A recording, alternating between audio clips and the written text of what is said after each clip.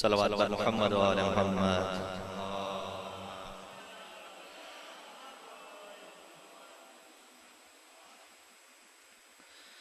अऊज़ु बिल्लाहि मिनश शैतानिर लईनिर रजीम। बिस्मिल्लाहिर रहमानिर रहीम। ला हौला वला कुव्वता इल्ला बिल्लाहिल अलिय्यिल अज़ीम। हस्बुनल्लाहु व निअमल वकील, निअमल मौला व निअमन नसीर।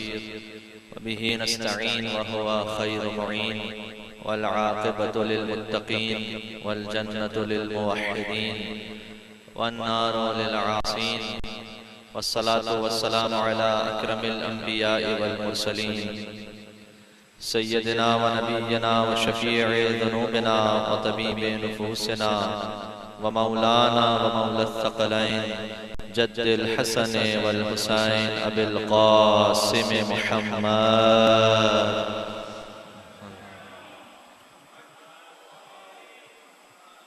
व अहले बैतिहि अत्तय्यबीन अत्ताहिरीन अल-मअसूमीन अल-मज़लूमीन अल-मुंतजबीन अल-मुंतखबीन अल-मयामीन सियमा बक़िय्यतिल्लाहि फ़िल अरज़ीन। रूही व अरवाहुल आलमीन लतुरा बिमक़दमिहिल फ़िदा व लअनतु दाइमतु अला अअदाइहिम अजमईन। दुआए इमाम ज़मान अज्जलल्लाहु तआला फ़रजहु शरीफ।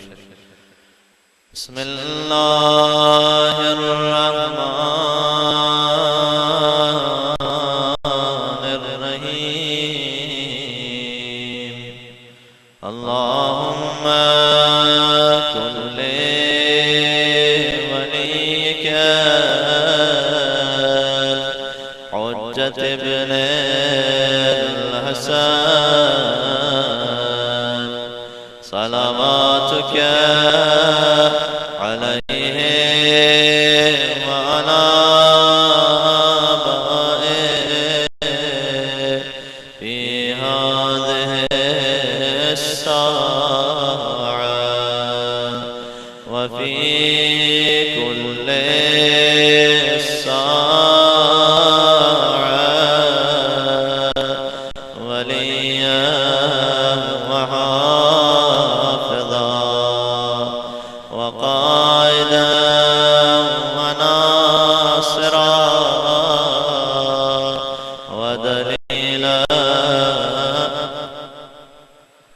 हत्ता तुस्किनहु अर्दक तौआ व तुमत्तिअहु फ़ीहा तग़ीला। सल्लल्लाहु अलैहि मुहम्मद व आले मुहम्मद।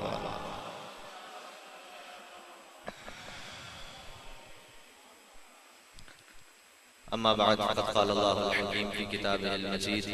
बिस्मिल्लाहिर रहमानिर रहीम। या अय्युहल्लज़ीना आमनू इत्तक़ुल्लाह हक़्क़ तुक़ातिह व ला तमूतुन्ना इल्ला व अंतुम मुस्लिमून। सल्लल्लाहु अलैहि मुहम्मद व आले मुहम्मद।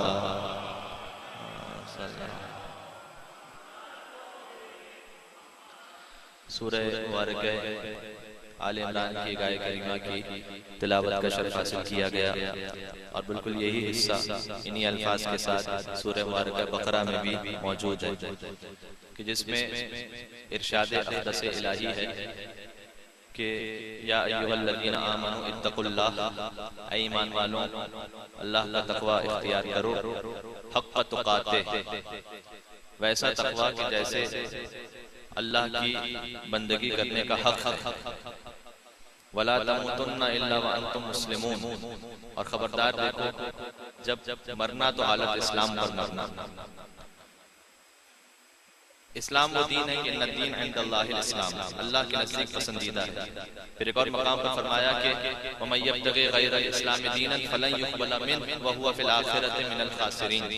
जो इस्लाम के अलावा किसी और दीन को लेकर आएगा उसे हरगिज़ कबूल नहीं किया जाएगा और वो आखिरत में खसारा उठाने वालों में से हो जाएगा। ये बात तो तय है, लेकिन यहाँ एक और नुक्ते की जानिब इशारा है, वो ये कि मरना हालत इस्लाम में, इसलिए कि इस्लाम ले आना ये एक अलग मंजिल है और इस्लाम पर बाकी रहना ये एक अलग मंजिल है। इस्लाम पर मौत आ जाए अच्छा, बहुत से ऐसे हैं कि जो तारीख इस्लाम में भी ऐसे हैं कि जो इस्लाम लाए और बाद में मुनहरिफ हो गए। यहाँ तक कि हदीस मिलती है पांचवें इमाम से भी और गालिबन छठे इमाम सादिक आले मोहम्मद इमाम जाफर सादिक अलैहिस्सलाम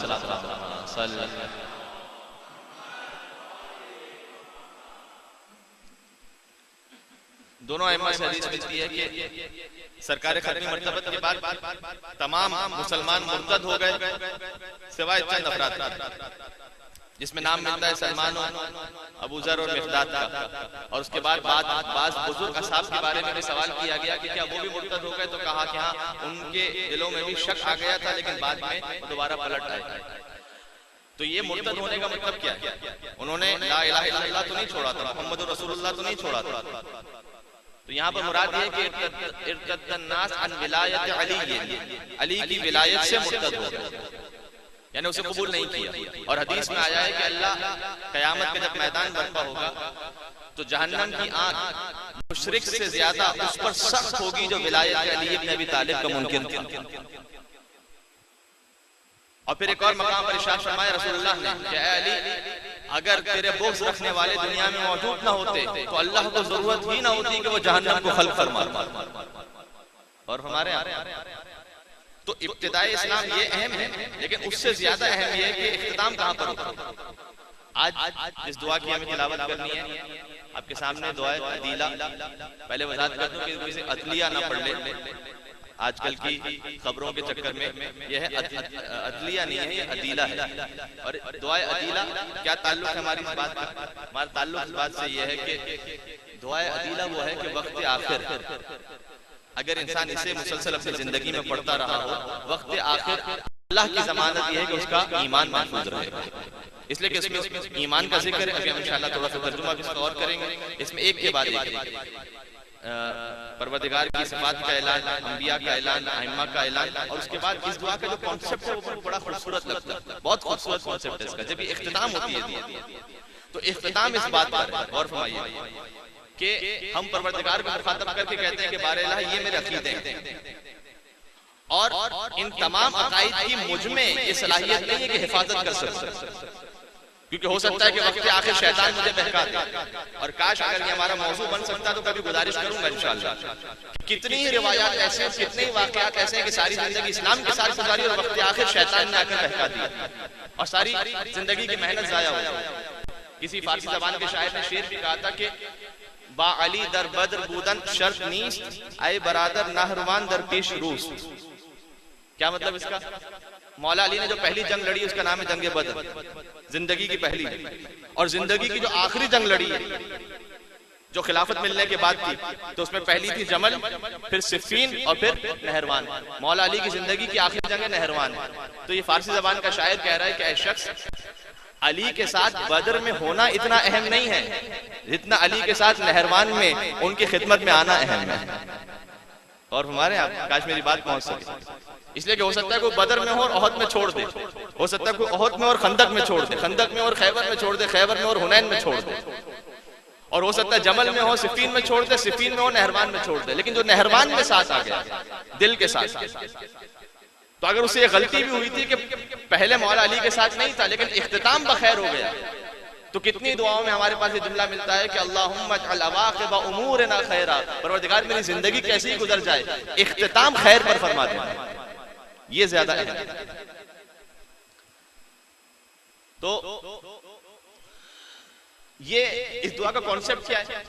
हम परवरदिगार से कहते हैं आखिर में, दुआ के आखिर में, कि परवरदिगार ये मेरे अकीदे थे, मुझ में सलाहियत नहीं है कि मैं संभाल सकूं, ये अकीदे मैं तुझे बतौर अमानत सुपुर्द कर रहा हूं, और तू बेहतरीन अमानत की हिफाजत करने वाला है। और परवरदिगार तेरा ही हुक्म है कि जब अमानत रखवाने वाला अमानत वापस मांगे तो उसे अमानत दे दिया करो और खयानत नहीं किया करो। तो मुझे ये अमानत वापस चाहिए वक्त मौत, कि जब मेरी मौत की मंजिल आए उस वक्त की अकायद मुझे वापस लौटा देना, ताकि मैं सही अकीदे के साथ इस दुनिया से चला जाऊं। और हमारे कितना खूबसूरत इसका कॉन्सेप्ट है। और फिर फरमाया कि जो इसकी तकरार करता रहता है दुआ अदीला की, उसे इंशाअल्लाह वक्त आखिर हिदायत नसीब होती है। मैंने अर्ज किया कि बहुत से वाकयात ऐसे थे कि शैतान ने आकर बहका दिया, मैं उस जानिब नहीं जाऊंगा। फकत इतना, मौत के लिए आमादा रहना है हम सब, कभी भी आ सकती है। और मौत में अल्लाह ने खूबसूरती रखी है, मैं तो उसे खूबसूरती कहूंगा कि इसका वक्त मुअय्यन नहीं रखा है। आप कब्रिस्तान जाकर देखिएगा तो कितनी कब्रें, हमें ऐसा महसूस होता है कि जब 60-70 बरस के हो जाएंगे तभी मरना है, लेकिन कितनी कब्रें नजर आती हैं कि 30 से 40 साल की उम्र के लोग होते हैं। कितनी जवानों की कब्रें नजर आती हैं, और इतनी अचानक है। 13 मरतबा कुरान करीम में आया है बग़ततन का लफ्ज, बग़ततन यानी अचानक। कुरान ने कहा 13 मरतबा कि हम मौत तुम्हें अचानक देंगे। सादिक आले मोहम्मद इमाम जाफर सादिक अलैहिस्सलातु वस्सलाम,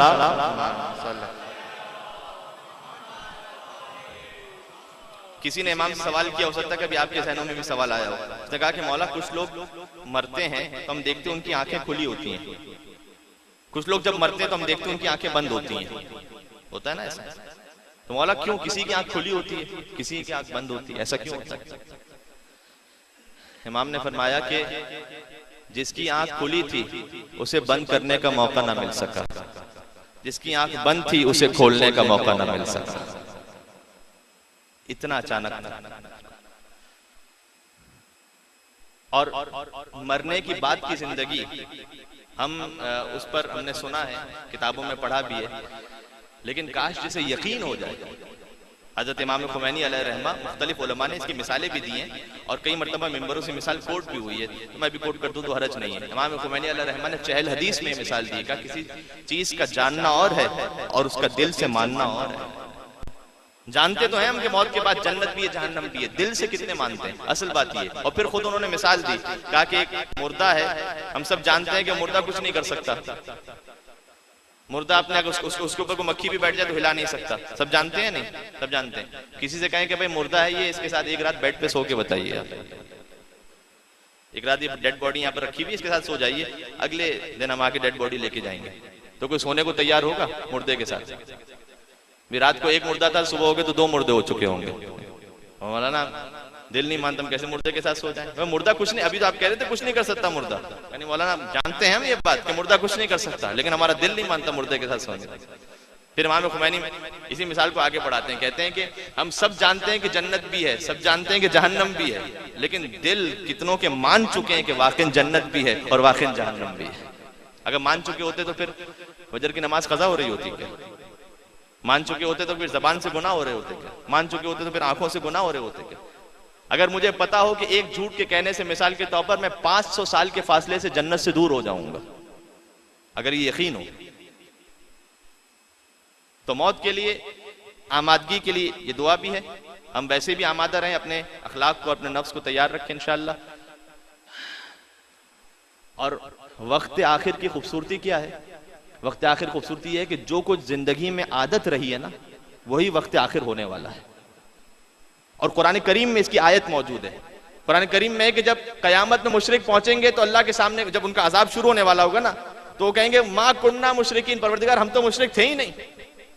अल्लाह के सामने भी कहेंगे हम मुशरिक नहीं थे। तो अल्लामा तबातबाई साहिब तफसीर अल मीज़ान वो लिखते हैं कि भाई अल्लाह के सामने कयामत में जहां किसी के बोलने की मजाल ना हो, वहां ये शख्स भी झूठ बोल रहा है वहां पर आकर, क्या मुशरिक नहीं है? का इसकी वजह यह है कि जिंदगी भर क्योंकि दुनिया में झूठ बोलता रहा था, तो कयामत में भी झूठ ही की आदत रहेगी। वहां भी अल्लाह के सामने पहुंचेगा तो झूठ ही बोलेगा। तो जो जिंदगी भर की आदत है ना, वही आखिर में रहने वाली। कुछ लोग ये इसलिए कि अहम अखलाकी नुक्ता है, झूठ का गुनाह चूंकि बहुत आसानी के साथ हमारे यहाँ होता है, सबसे ज्यादा आसानी के साथ 25-30 तो रोजाना बोल देते हैं, ठीक है, और कोई फर्क भी नहीं पड़ता। बसा औकात मजाक के साथ बोल देते हैं, कोई फायदा भी नहीं, फिर भी बोल देते हैं। बहुत सख्त है जाने कि हदीस में आया है कि कोई ईमान के मजे को उस वक्त तक चख नहीं सकता जब तक हकीकत में भी और मजाक में भी झूठ को तर्क ना करते, उसको ईमान का मजा आ ही नहीं सकता। ईरान में एक शख्स को पकड़ा गया, चोर को, बीवी मासूमा कौम के हरम से जो जरी में पैसे थे ना वो चोरी करके ले जा रहा था।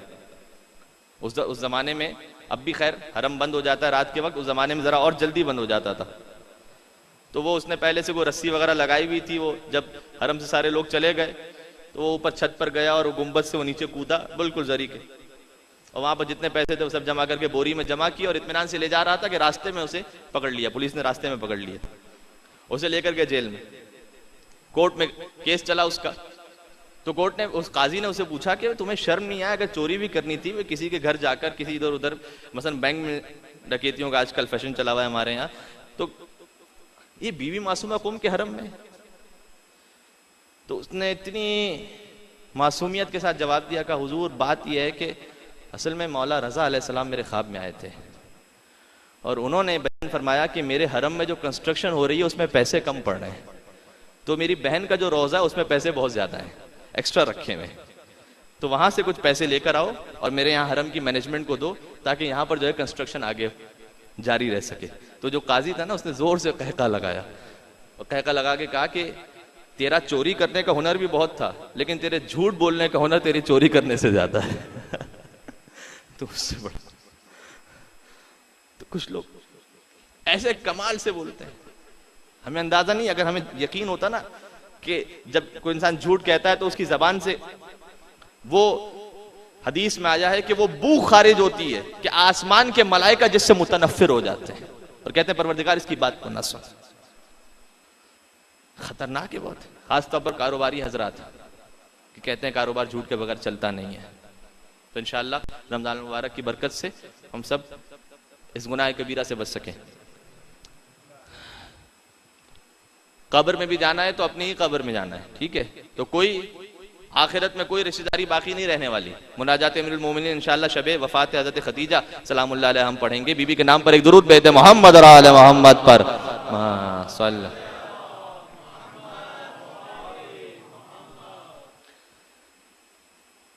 यौम ला यनफ़उ मालूम वला बनून, ना माल काम आएगा ना औलाद, कुछ नहीं, सब खत्म। इल्ला मन अतल्लाह बिक़ल्बिन सलीम, सिवाय इसके कि जो पाक दिल के साथ अल्लाह की बारगाह में आ जाए। यौम यफ़िर्रुल मर्उ मिन अख़ी व साहिबतिही व बनीह व फ़सीलतिही अल्लती तअवी व मन फ़िल अर्ज़ि जमीअ कल्ला इन्नहा लज़ा नज़्ज़ाअतन लिश्शवा। वो दिन के जब मर्द अपनी बीवी से, अपने बच्चों से, अपने घर वालों से भागेगा और कहेगा कि परवरदिगार ये सब कुछ ले ले, व फ़सीलतिही अल्लती तअवी, वो पूरा खानदान ले ले जिसकी मैंने परवरिश की थी और मुझे अज़ाब जहन्नम से बचा ले। कल आवाज आएगी अल्लाह की कि नहीं, अब नहीं होने वाला। इन्नहा लज़ा, ये जहन्नम की आग है, नज़्ज़ाअतन लिश्शवा, जो दिलों को जला देने वाली है। अब तैयार हो जाओ। तो जाना हर एक को। थोड़ा सा ये भी गुजारिश कर दूं, अभी जहन में आया, ख्वाजा नसीरुद्दीन तूसी बहुत बुजुर्ग आलिम हमारे गुजरे, सारी तारीख़ तशय्यो में तमाम उलमा ने जितने मिलाकर शिया बनाए होंगे इतने अकेले ख्वाजा नसीरुद्दीन तूसी ने बनाए हैं। बहुत खिदमत हैं इनकी। हलाकू खान ने जब बगदाद पर हमला किया था तो बगदाद के मोमिनीन की जान और माल की हिफाजत इन्होंने की थी अपनी सियासी बसीरत के जरिए से, और एक पूरे इनकी तफसीली दास्तान है। इल्म नुजूम के भी माहिर थे, मुज्तहिद भी थे, और अहले बैत अताहार के ऐसे आशिक थे कि जब इनका इंतकाल होने वाला था, कहाँ दफन है ये काजमैन में दफन है, मौला बाबुल हवाइज अलैहिस्सलाम के हरम के नज़दीक, बिल्कुल उनके हरम में, वहाँ दफन है। तो ये दफन जब इनका इंतकाल होने वाला था तो इनके शागिर्दों ने कहा कि हम आपको नजफ ट्रांसफ़र कर देंगे, वहाँ पर बहुत से उलमा हैं। तो उन्होंने कहा कि नहीं, मुझे मौला बाबुल हवाइज की बारगाह से शर्म महसूस होती है कि यहाँ मेरा इंतकाल हो और मुझे इनकी बारगाह से निकाल कर बाहर लेकर जाओ, मुझे यहीं पर दफन करना, और बल्कि मेरे कफन पर यह आयत लिखवाना, उसके बाद मुझे मौला की बारगाह में दफन करना। और ये इनके बाद अक्सर उलमा का तरीका रहा, जितने भी कुम में, मशद में, नजफ में उलमा मदफून है, अक्सर ने ये वसीयत की कि मेरे कफन पर यह आयत लिखवाओ, उसके बाद मुझे दफन करो। कौन सी आयत? असहाबे कहफ के कुत्ते की आयत, कवकल्बुहुम बासितुन ज़िराअैहि बिल वसीद, एक कुत्ता है जो इस बारगाह में हाथ फैलाए बैठा है। अल्लाहु अकबर, अल्लाहु अकबर। क्या आयत लिखवाना? हलाकू खान की माँ का जब इंतकाल हुआ तो चूंकि हलाकू खान को सुन्नी था और ये शिया थे, तो उसके जो वजीर थे वो इससे अदावत रखते थे इनसे। तो माँ का इंतकाल हुआ ना, तो उन्होंने आकर कहा कि हुजूर, हम सब जानते हैं कि मुनकिर और नकीर सवालात के लिए आएंगे, तो आपकी माँ बेचारी क्या जवाब दे सकेगी, तो ऐसा कीजिए कि ख्वाजा नसीरुद्दीन तूसी को भी साथ में दफन कर दीजिए, ये बड़ा अच्छा रहेगा, इसलिए कि जब वो मुनकिर और नकीर आए सवालात के लिए तो ये आपकी माँ की जानिब से जवाब दे देंगे, तो अज़ाब कब्र से वो बच जाएंगी। अच्छा, बादशाह होते थे ना करेक्ट टाइप के उस दौर में, उसे बड़ा अच्छा लगा मशवरा, का वाह माशाल्लाह क्या बेहतरीन बात की है तुमने। तो भाई ख्वाजा नसीरुद्दीन तूसी को पकड़ा, तुम मेरी माँ के साथ वहाँ मुनकिर और नकीर के सवालात के लिए। तो ख्वाजा नसीरुद्दीन तूसी ये भी दर अहले बैत अताहार के चाहने वाले थे, जैसे बाबे मदीनतुल इल्म से दर्स मिल रहा हो और जो मिंबर सलूनी का खतीब उसका चाहने वाला हो, तो वो इन्होंने जवाब दिया कि देखिए हुजूर मशवरा तो बहुत अच्छा है, लेकिन मैं इससे बेहतर आपको मशवरा दे सकता हूँ, वो ये कि आपको अपनी कब्र ज्यादा अजीज है या आपकी वालदा की ज्यादा अजीज है? भाई आप पे भी तो अजाब आएगा उस वक्त, तो ऐसा कीजिए कि इस वक्त अपनी वालदा के लिए इन लोगों से काम चला लीजिए, जब आपका इंतकाल होगा तो उस वक्त मैं हाजिर हो जाऊंगा आपके साथ आने के लिए।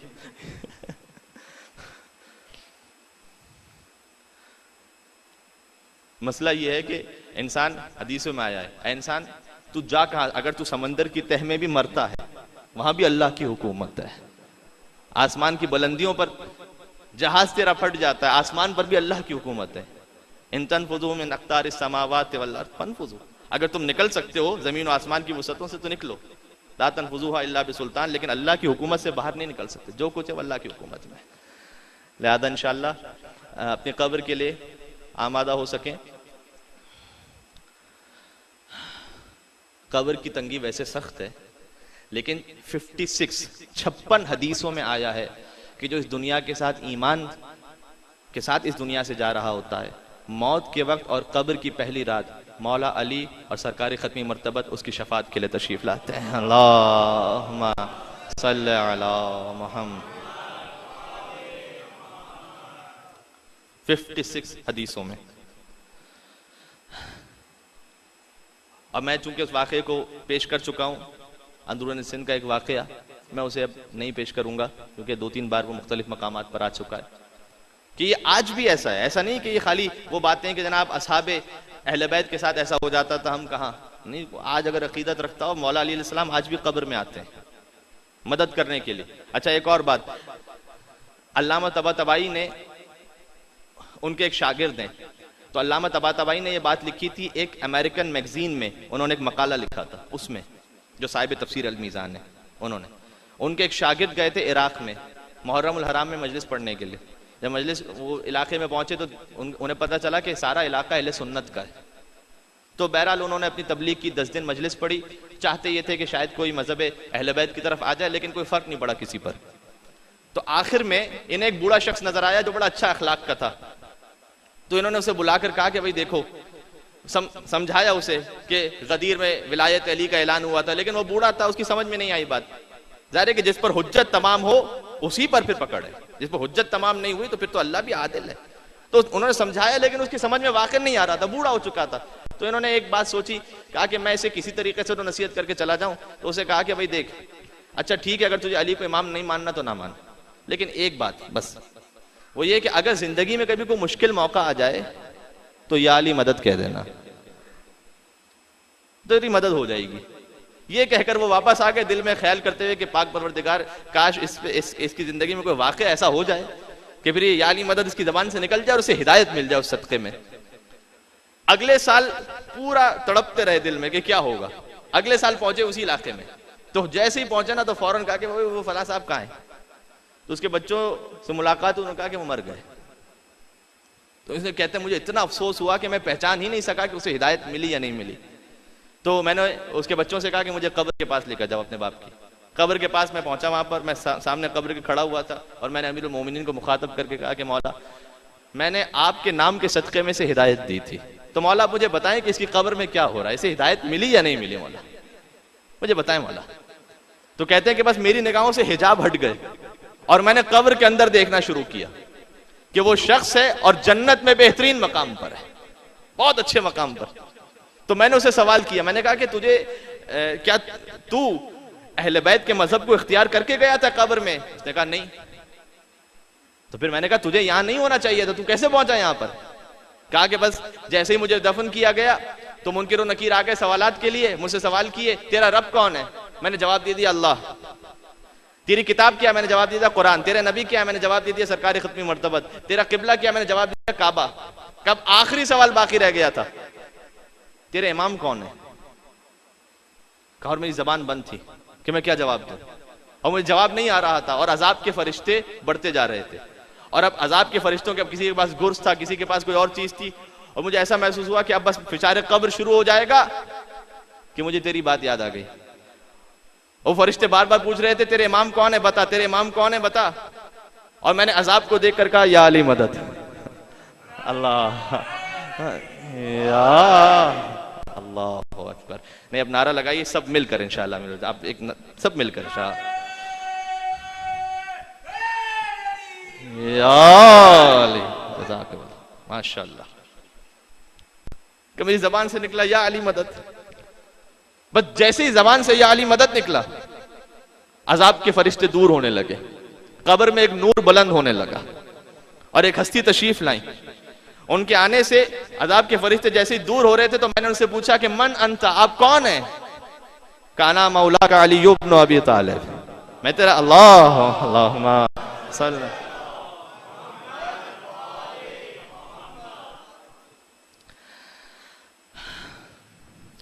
तो कब्र की रात वैसे सख्त है, तारीख है, लेकिन जिसकी कब्र में अली आ जाए, बहुत खूब किसी ने कहा, कितनी हसीन कब्र की वो रात हो गई। कितनी हसीन, कब्र की रात सख्त है ना, लेकिन हसीन भी है। कितनी हसीन कब्र की वो रात हो गई, मौला अली से जाके मुलाकात हो गई। मौला अली से जाके मुलाकात हो गई।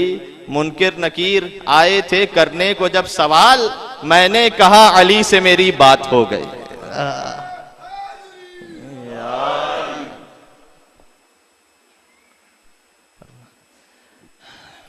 हाँ, एक सवाल यहाँ पर जिसका जवाब बड़ा जरूरी है, और आप चूंकि साहिबान फहम तशरीफ फरमाए, लिहाजा मैं उस जानिब नहीं जाता हूँ, आप खुद समझ रहे हैं मेरी बात को। क्योंकि मुझसे सवाल कर ले कि मौलाना वो भी एक याली कह के बच गया था, तुम भी एक याली कह के छुट्टी करवा लें अपनी, तुम्हें नारा हैदरी लगाओ याली लगाओ, ये तो बड़ा अहम है, लेकिन साथ में फकत या अली कह के छुट्टी करवा लें अपनी। जी नहीं जाने के, इसलिए कि उस तक फकत एक या अली पहुंचा था, या अली मदद उस तक पहुंचा था जिस पर उसने अमल कर दिया। जितना पहुंचा था उस पर अमल कर दिया। कुरान कहता है इत्तकुल्लाह व युअल्लिमुकुमुल्लाह, तुम तक जितना पहुंचा है अमल कर दो, जो नहीं पहुंचा अल्लाह तुम तक पहुंचा देगा।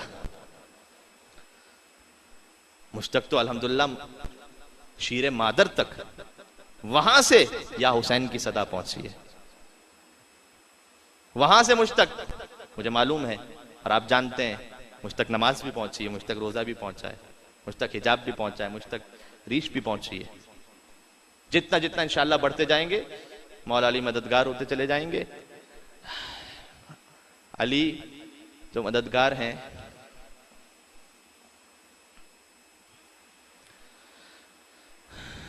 दुआ अदीला का हम आगाज करेंगे जिसमें अकायद का ऐलान है, मैंने अर्ज कर दिया। लेकिन अली तक बात जो पहुंची है, तो अली जो मददगार हैं, खुद अली अपनी कमर को थाम कर एक मौके पर बैठ गए। सारी कायनात के मददगार है ना। एक जुमला बस रुलाने के लिए काफी है। आप सब, खुदा आपके घर वालों को सलामत रखे।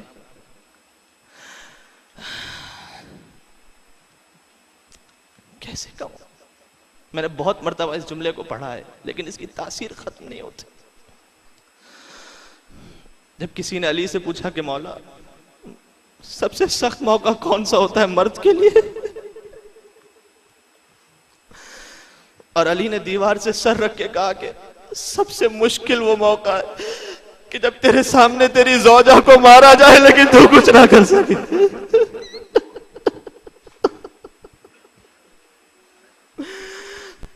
कोई अली के सामने फातिमा पर दरवाजा गिरा दे लेकिन अली कुछ ना कर सके।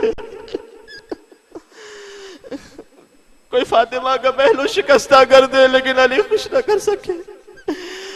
कोई फातिमा ज़हरा पर हाथ उठा दे लेकिन अली कुछ ना कर सके।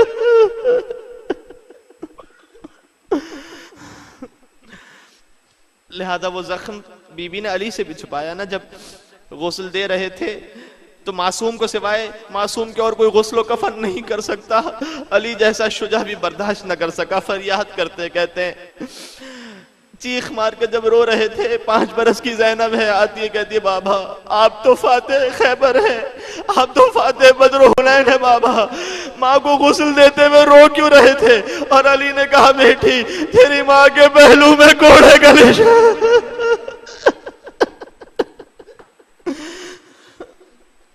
मैं सैयद नहीं हूं, मैं गुलाम सैयद हूं, लेकिन अगर मजमे में सैयद मौजूद है और सैयदों तक मेरी आवाज जा रही है, मुझे माफ कीजिएगा। अरे मैं तो बीबी पर ईमान रखता हूं, लेकिन आपकी तो माँ है फातिमा ज़हरा।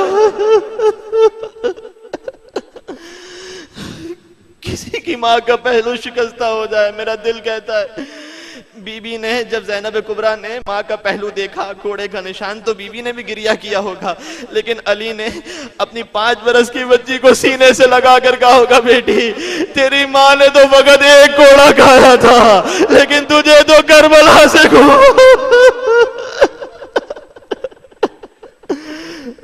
तुझे तो घोड़ों पर घोड़े खाना पड़े।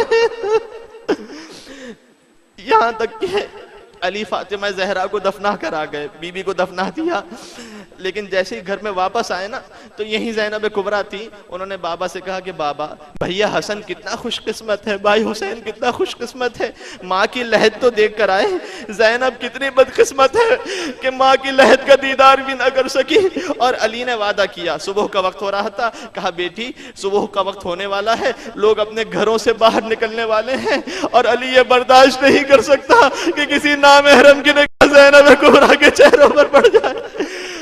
बेटी दिन गुजरने का इंतजार कर, तेरा बाबा खुद तुझे तेरी माँ की लहद पर लेकर जाएगा, ये अली का वादा है।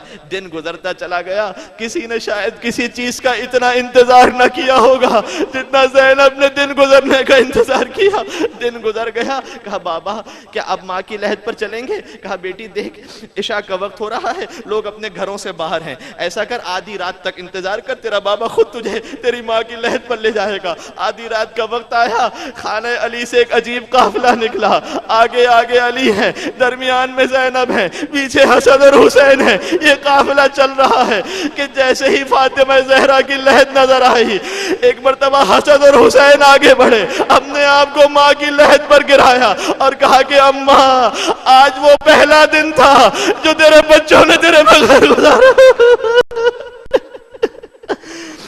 बस जैसे ही भाइयों को आगे जाता देखा ना, तो ज़ैनब कुबरा, क्योंकि बेटियों के तो और जज्बात होते हैं ना, माँ से मोहब्बत होती है, बेटी ने आगे बढ़ना चाहा, लेकिन अली ने दामन थाम लिया। कहा बेटी एक लम्हे इंतजार कर।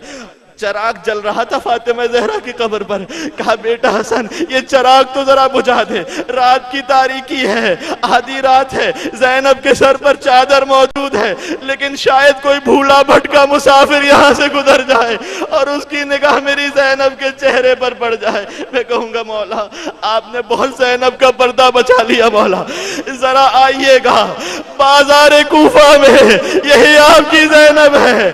अरे आज तो सर पर चादर है, लेकिन बाजार में बेमगना चादर है।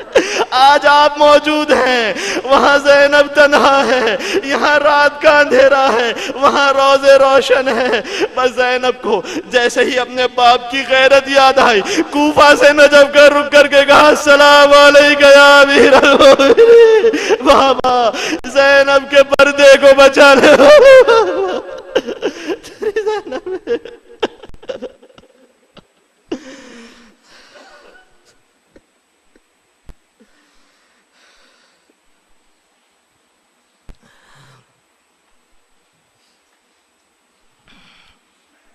बीबी का नाम गिरामी आया है, हम सब मिलकर फिर से दुआ करते हैं परवरदिगार की खिदमत में, परवरदिगार तुझे शरीकतुल हुसैन सानिए ज़हरा ज़ैनब कुबरा के मसाइब ही का वास्ता, बीबी के मसाइब के इर्द गिर्द जितने दुश्मनान अहले बैत हैं उन्हें जल्द से जल्द नीस्त नाबूद और वासिल जहन्नम फरमा, बीबी के मज़ार की हिफाजत फरमा। परवरदिगार वहाँ पर जो मोमिनीन दिफा कर रहे हैं उन्हें हिम्मत और जुर्रत और इस्तिकामत नसीब फरमा, और हम सबको बीबी की राह पर चलते हुए शहादत की मौत, उनके बाबा के नाम पर, उनके भैया हुसैन मजलूम के नाम पर हम सबको शहादत की मौत नसीब फरमा। दुआ अदीला सब मिलकर इसे साथ साथ पढ़ें। मैंने अर्ज किया थोड़ी सी आप तवज्जो कीजिएगा तो आप समझ पाएंगे इस दुआ का तर्जुमा क्या है, क्योंकि इसमें मुकम्मल अकायद का ऐलान है, वो अकायद जो आप पहले से जानते हैं, खुदा की तौहीद का ऐलान, अंबिया का ऐलान, आइम्मा की इमामत का ऐलान। बिस्मिल्लाहिर्रहमानिर्रहीम। शहीदल्लाहु अन्नहु ला इलाहा इल्लहु वल मलाइकतु व उलुल इल्म काइमन बिल क़िस्त ला इलाहा इल्ला हुवल अज़ीज़ुल हकीम। इन्न الدين عند الله الإسلام، وأنا العبد الضعيف المذنب العاصي المحتاج الحقير، أشهد لمنعمي وخالقي ورازقي ومكرمي كما شهد لذاته وشهدت له الملائكة وأولو العلم من عباده بأنه لا إله إلا هو ذو النعم والإحسان والكرم والامتنان، قادر أزلي عالم أبدي حي أحدي موجود سرمدي سميع بصير مريد كاره مدرك صمدي، يستحق هذه الصفات وهو على ما هو عليه في عز صفاته. كان قويا قبل وجود القدرة والقوة، وكان عليما قبل إيجاد العلم والعلة، لم يزل سلطانا إذ لا مملكة ولا مالا، ولم يزل سبحانا على جميع أحوال، وجوده قبل القبل في أزل الآزال، وبقاؤه بعد من غير انتقال ولا زوال، غني في الأول والآخر مستغن في الباطن والظاهر، لا جور في قضيته ولا ميل في مشيئته ولا ظلم في تقديره ولا مهرب من حكومته ولا ملجأ من سطواته ولا منجا من نقماته، سبقت رحمته غضبا ولا يفوته أحد إذا طلبا، أزاح العلل في التكليف وسوى التوفيق بين الضعيف والشريف، مكن أداء المأمور وسهل سبيل اجتناب المحظور، لم يكلف الطاعة إلا دون الوسع والطاقة، سبحانه ما أبينا كرما وأعلى شأنا، سبحانه ما أجلنا نيلا وأعظم إحسانا، بعث الأنبياء ليبين عدلا ونصب الأوصياء ليظهر طولا وفضلا، وجعلنا من أمة سيد الأنبياء وخير الأولياء وأفضل الأسفياء وأعلى الأزكياء، محمد صلى الله عليه وآله وسلم، آمنا به وبما دعانا إليه وبالقرآن الذي أنزله عليه وبوصيه الذي نصبه يوم الغدير، وأشار إليه بقوله هذا علي، وأشهد أن الأئمة الأبرار والخلفاء الأخيار بعد الرسول المختار علي قامع الكفار، ومن بعده سيد أولاده الحسن بن علي، ثم أخوه السبت التابع لمرضاة الله الحسين، ثم العابد علي ثم الباقر محمد ثم الصادق جعفر ثم الكاظم موسى ثم الرضا علي ثم التقي محمد ثم النقي علي ثم الزكي العسكري الحسن ثم الحجة الخلف القائم المنتظر المهدي. درود بیت محمد را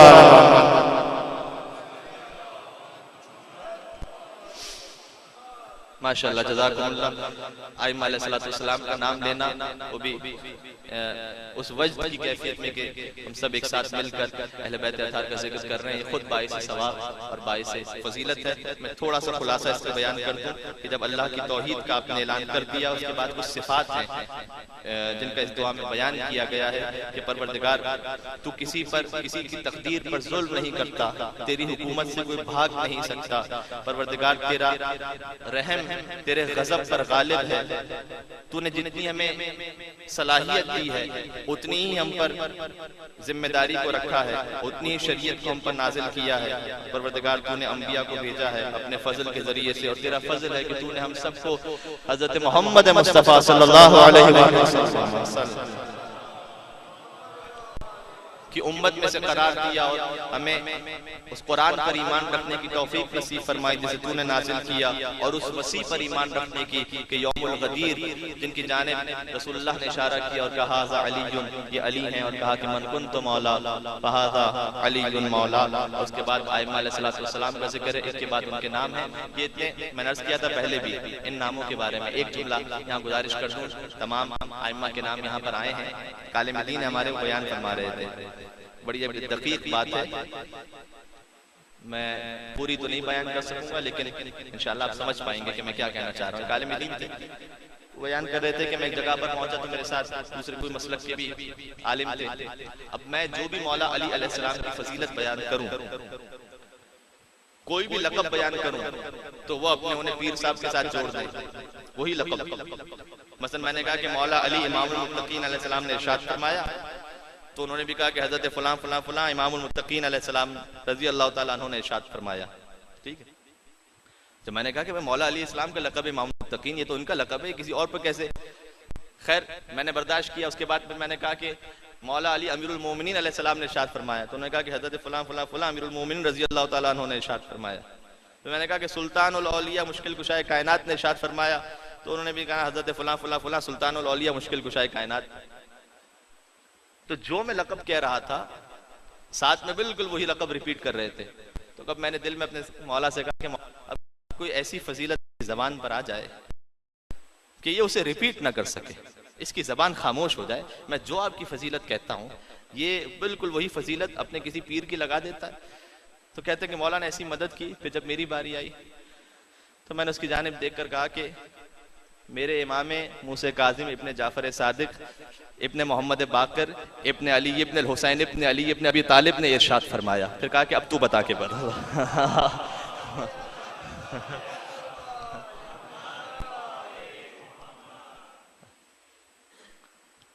तो कहा कि वैसे जैसे कुरान की आयत में है कि फबोहितल्लज़ी कफर, जब फिरौन के सामने मोजिज़ा आया ना तो मबहूत हो गया, बिल्कुल मबहूत हो गए वो साहब। मैंने कहा कि चलें ज्यादा नहीं तो 2-3 पीछे जाके बता दें तो हम उसे भी कबूल कर लेंगे। तो ये अहले बैत अतार का वो सिलसिला है, वो नसब जो फकत हमें नसीब हुआ है और उस पर फख्र कीजिएगा।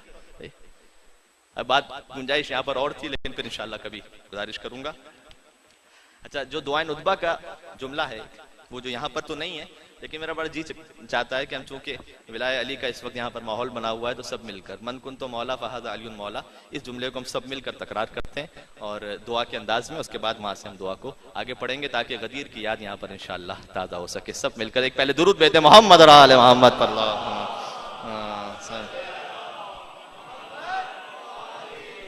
बिस्मिल्लाहिर्रहमानिर्रहीम। मन कुन्तु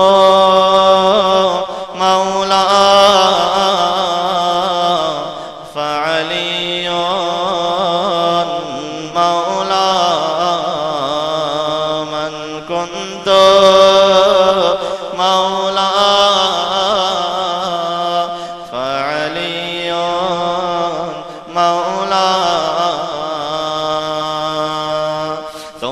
الحجة الخلف القائم المنتظر المهدي المرجى الذي ببقائه بقيت الدنيا وبيمنه رزق الورى وبوجوده ثبتت الأرض والسماء وبه يملأ الله الأرض قسطا وعدلا كما بعدما ملئت ظلما وجورا وأشهد أن أقوالهم حجة وامتثالهم فريضا وطاعتهم مفروضا ومودتهم لازمة مقضية والاقتداء بهم منجيا ومخالفتهم مرديا وهم سادات أهل الجنة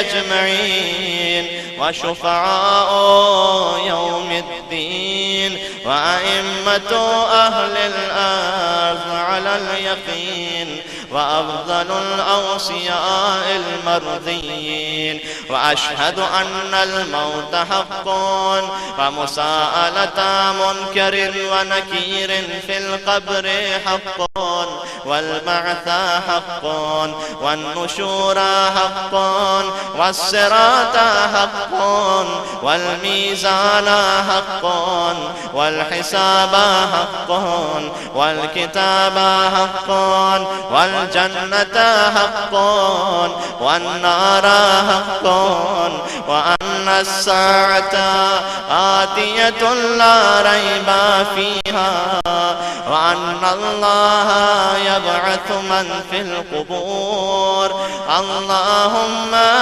فضلك رجائي وكرمك ورحمتك أملي لا عمل لي استحق به الجنة ولا طاعة لي استوجب بها الرضوان. इस जुमले का तर्जुमा यह है कि परवरदिगार मौत हक है, हिसाब हक है, जन्नत जहन्नम हक है, क़यामत आने वाली है, कुबूर से उठाया जाना हक है। और फिर हम सब ने कहा अल्लाहुम्मा फज़्लुका रजाई, परवरदिगार मेरी वाहिद उम्मीद तेरा फज़्ल करम है, परवरदिगार मेरा आसरा तेरी रहमत है। ला अमल अली इस्तहिक़्क़ु बिहिल जन्ना, मेरा कोई अमल ऐसा नहीं है कि मैं जन्नत का मुस्तहिक़ बन सकूं। वला ताअत अली इस्तौजिबु बिहिर रिज़वान, मेरे नामा अमाल में कोई अमल ऐसा नहीं कि जो तेरी रज़ा का सबब बन सके, सिवाय इसके कि मैंने तेरी तौहीद पर यकीन रखा है, तेरे अदल पर यकीन रखा है और मैं तेरे एहसान की उम्मीद लगाए बैठा हूँ और तेरे फजल की और तेरे नबी की शफाअत की। और परवरदिगार तू बेहतरीन करम करने वाला व अरहमुर राहिमीन, और रहम करने वालों में सबसे ज्यादा रहम करने वाला है। और उसके बाद अहले बैत अतार पर दुरूद है और बहुत ज्यादा कसीरन कसीरा। और फिर हमने कहा कि अल्लाहुम्मा, आगे जाकर अल्लाहुम्मा या अरहमर राहिमीन, ऐ रहम करने वालों में सबसे ज्यादा रहम करने वाले, इन्नी औदअतुका यकीनी, मैं इस अपने यकीन को, इस अकीदे को तुझे बतौर अमानत सुपुर्द कर रहा हूँ। ये जो मैंने अभी बयान किया है, वह सबात दीनी, और मैं अपने दीन को तेरे सुपुर्द कर रहा हूँ। वह अंत खैर मुस्तौदईन, और तू अमानत का बेहतरीन ख्याल रखने वाला है। वक़द अमरतना बिहिफ्ज़िल वदाए, और तूने ही हुक्म किया है कि अमानत की हिफाजत किया करो। फरुद्दहु अलैया, तो परवरदिगार ये अमानत मुझे उस वक्त वापस लौटा देना, वक्त हुजूर मौती, जब मेरी मौत का वक्त हाजिर हो जाए तो ये सारे अकायद मुझे वापस मिल जाएं, मैं इन अकायद के साथ इस दुनिया से जा सकूं। व इंद मुसालअत मुनकिरिन व नकीर, और जब मुनकिर व नकीर सवालात के लिए आए तो ये अमानत मुझे वापस लौटा दे, रहम करने वालों में सबसे ज्यादा रहम करने वाले। ये दुआ का आखिरी हिस्सा था, हम सब मिलकर इसे साथ साथ पढ़ते हैं। अल्लाहुम्मा फज़लुका रजाई व करमुका व रहमतुका अमली ला अमल ली इस्तहिक़्क़ु बिहिल जन्ना वला ताअत ली इस्तौजिबु बिहिर रिज़वान इल्ला इन्नी अअतक़िदतु तौहीदका व अदलका व وارتجيت إحسانك وفضلك وتشفعت إليك بالنبي وآله من أحبتك وأنت أكرم الأكرمين وأرحم الراحمين. وصلى الله على نبينا محمد وآله أجمعين الطيبين الطاهرين وسلم تسليما كثيرا كثيرا. ولا حول ولا قوة إلا بالله العلي العظيم. اللهم يا أرحم الراحمين إني أودعتك يقيني هذا وثبات ديني وأنت خير مستودع وقد أمرتنا بحفظ الودائع فرده علي وقت حضور موتي وعند مساءلة منكر ونكير برحمتك يا أرحم الراحمين.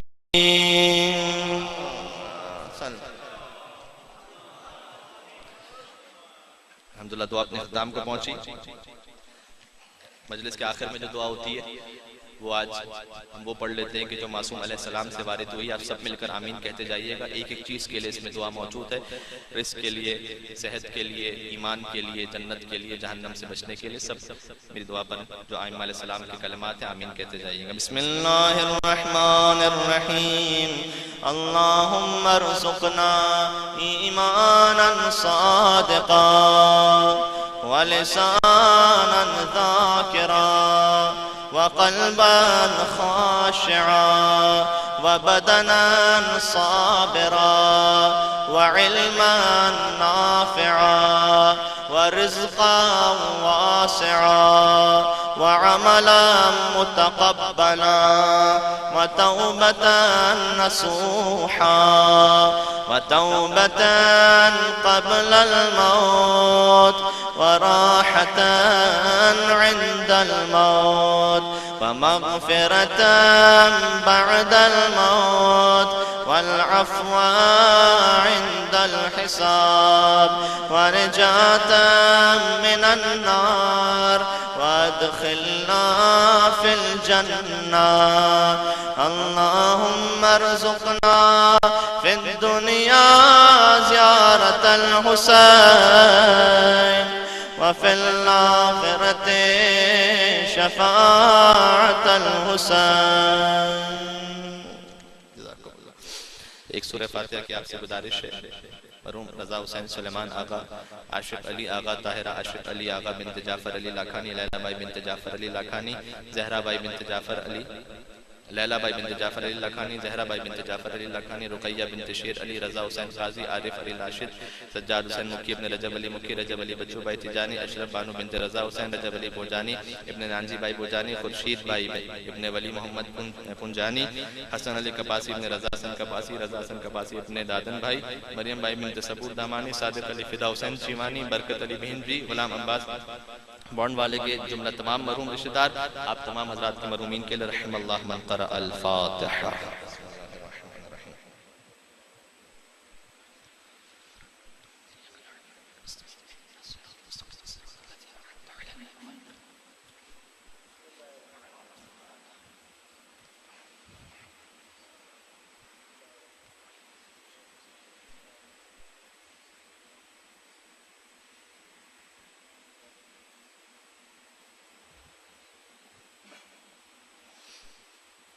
इसी के ऐलान के साथ के कल माह रमज़ान मुबारक की पहली शब जुमा है। सारा साल शब जुमा मोहतरम है, लेकिन रमज़ान मुबारक की खास तौर पर शब जुमा इंशाअल्लाह सब मिलकर जिंदगी रही तो दुआ कुमैल की माह रमज़ान की इस मुक़द्दस सातों में तिलावत करेंगे। आपसे गुजारिश है कि जरूर शुक्र फरमाइएगा। मुतवज्जिह